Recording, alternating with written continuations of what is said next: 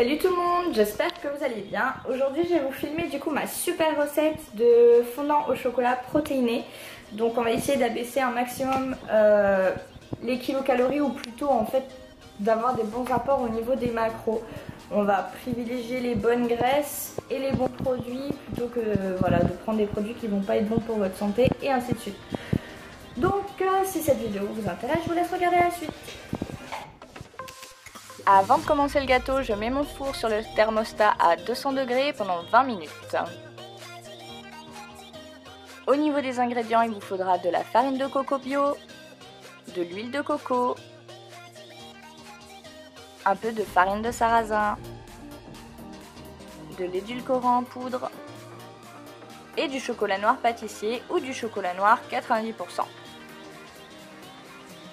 Donc là, j'ai mis toute mon huile de coco dans un bain-marie et j'ai remué comme ceci. Ensuite, j'ai incorporé les petits carrés de chocolat pâtissier à l'intérieur. En fait, j'ai mis tout simplement la moitié d'une tablette, j'ai pas mis une tablette entière. Au niveau de la quantité, si comme moi vous n'avez pas assez d'huile de coco, vous êtes sur la fin de votre huile, tout simplement vous pouvez rajouter du beurre de cacahuète ou du beurre de cajou ou encore du beurre d'amande. Ça fera un corps gras largement suffisant et ça remplacera le beurre.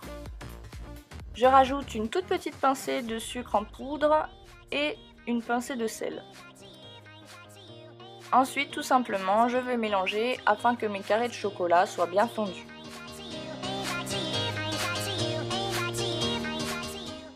Alors, sachant que c'est un fondant, moi je mets le jaune. Maintenant, si vous voulez une recette super light, ne mettez pas le jaune. Maintenant, dites-vous que le jaune d'œuf c'est gras, mais oui, c'est du bon gras. Donc, bref, on mélange, on mélange, on mélange. Comme dirait Carrie, je mélange, je mélange, je mélange.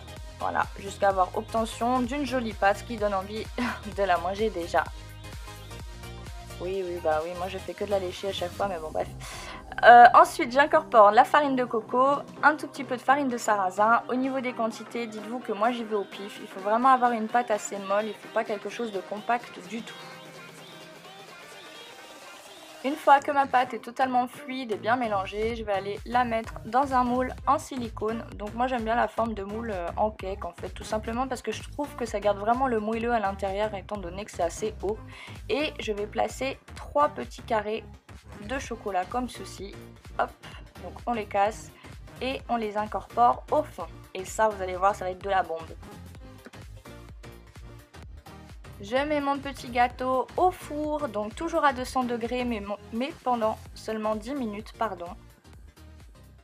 Donc voilà, comme vous voyez, hop, 10 minutes. Je sors mon gâteau et là, regardez à l'intérieur. Tadam! Alors, je sais pas si vous voyez ce coulant, mais genre c'est... Oh, c'est trop bon. Alors, petite recette, moi healthy, moi c'est mon petit plus, je rajoute une blinde de crème anglaise, mais j'aime trop ça, donc voilà. Bref, vous n'êtes pas obligés, moi c'est mon petit plus.